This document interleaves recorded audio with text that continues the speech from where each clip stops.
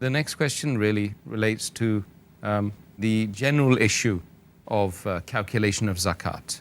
Could you explain to the viewers in a nutshell how that is done?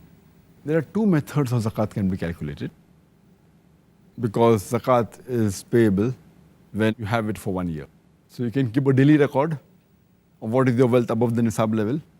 You can keep a weekly record or a monthly record. So then whenever the nisab level is above, then you note down the date. On 1st of January, what was the nisab you had? 2nd of January, what you have. So what you had in the 1st of January, say 1st of January 2007. So 1st of January 2008, it will be liable for zakat. Then what you had on 2nd of January, calculated, then 3rd of January, or on weekly basis, or on monthly basis. But to keep a record of all this is very difficult. Then you'll be spending half the day in keeping the record, which will be difficult. So it's not practical at all. The easier method and the safe method, where mistake, inshallah, would be avoided, is picking one particular day in the full year and calculate it exactly 1 year after that. Most of the people prefer Ramadan because it is the month of charity and you get more blessings and more rewards. But Ramadan is not the only month that you have to pick up. You can pick up any day of the year. But it should be calculated according to the Hijri calendar, not according to the solar calendar. So 1st of January 2007, 1st of January 2008 is wrong. It should be 1st Shaban or 1st of Hajj. But since Ramadan is the most pious month, 1st of Ramadan, you can take any day of Ramadan. If you take 1st of Ramadan, calculate all the assets that you have. And next year, if it's 1st of Ramadan, 1420 Hijri, then 1st of Ramadan, 1421st Hijri, you should see what amount you have. Now, if you calculate only on one day and see exactly 1 Hijri year later, 1 lunar year later, it is the safest method. There can never be any possibility that you will give less zakat. There can be high chances you may give more zakat, but never less. Why? If you keep on calculating daily, then the level keeps on going up and down.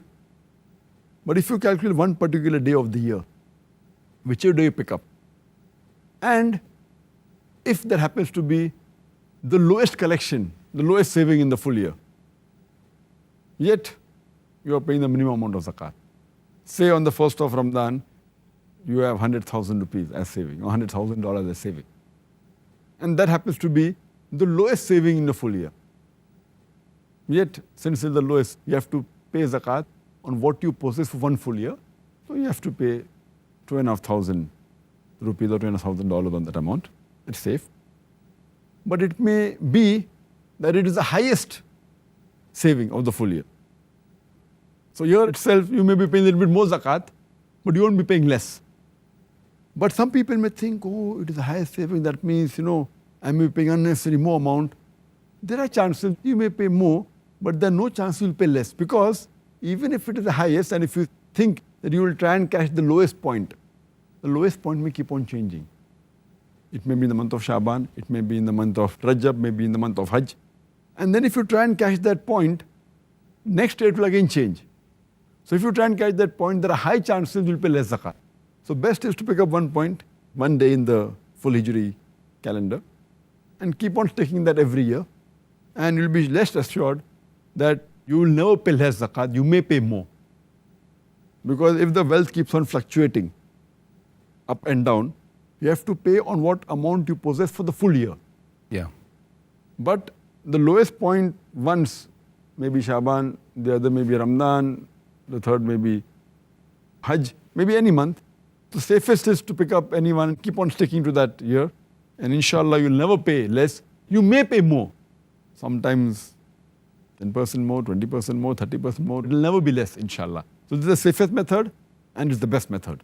And on this day, whichever day you pick up, you have to calculate all the savings you have, whether in cash, what is the bank balance, what is the gold you possess, whether in the form of jewelry, whatever stock you possess, whether in shares, whatever investment, all this you put together, or your business, the stock trade of your business, all put together. If you're due to receive some amount from someone, even that has to be calculated because he has given a bit late, but yet it's your property. Or if you have given some loan to someone, that has to be calculated. But if you have to give some money to someone, that has to be deducted from your amount. For example, you have taken a loan of $100,000 or 100,000 rupees, and the total amount is 500,000 rupees that you have in your home, cash in hand, cash in bank, stock, everything. So you have to minus from 500,000, 100,000. So you have to pay zakat on 400,000.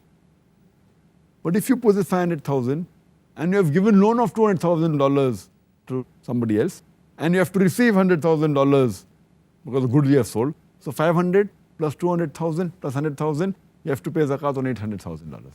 So in all, you have to calculate on one particular day of the year, and then you have to pay zakat 2.5% on that.